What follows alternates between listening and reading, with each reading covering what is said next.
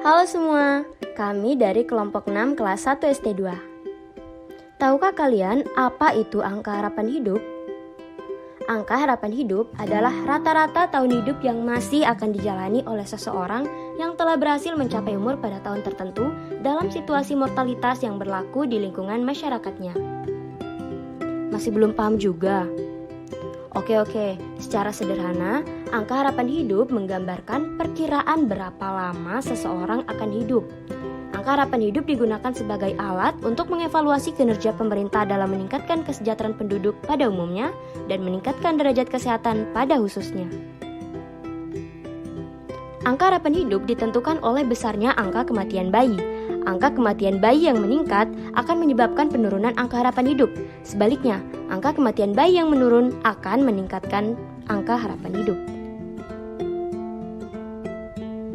Angka harapan hidup di Indonesia mengalami kenaikan setiap tahunnya. Tidak percaya? Nih, data dari web Badan Pusat Statistik yang menunjukkan kenaikan angka harapan hidup sejak tahun 2010 hingga tahun 2020 di Indonesia. Pada tahun 2020, angka harapan hidup di Indonesia adalah sebesar 71,53 tahun, dengan rincian angka harapan hidup pria sebesar 69,59 tahun dan wanita 73,46 tahun.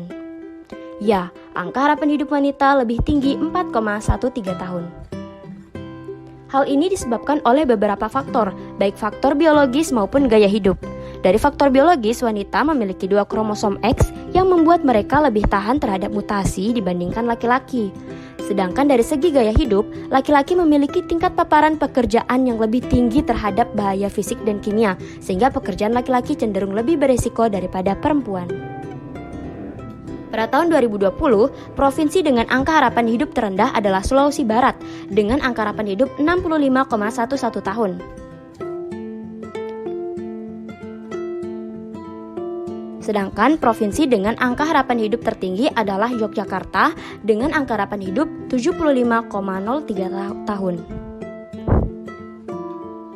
Peningkatan angka harapan hidup yang rendah pada suatu daerah dapat diatasi dengan melakukan program pembangunan kesehatan, program sosial lainnya seperti kesehatan lingkungan, pemberantasan kemiskinan, dan kecukupan gizi dan kalori. Program-program ini perlu mendapat dukungan dari masyarakat dengan melakukan upaya menjaga kesehatan, mengatur pola makan yang sehat, dan rutin berolahraga.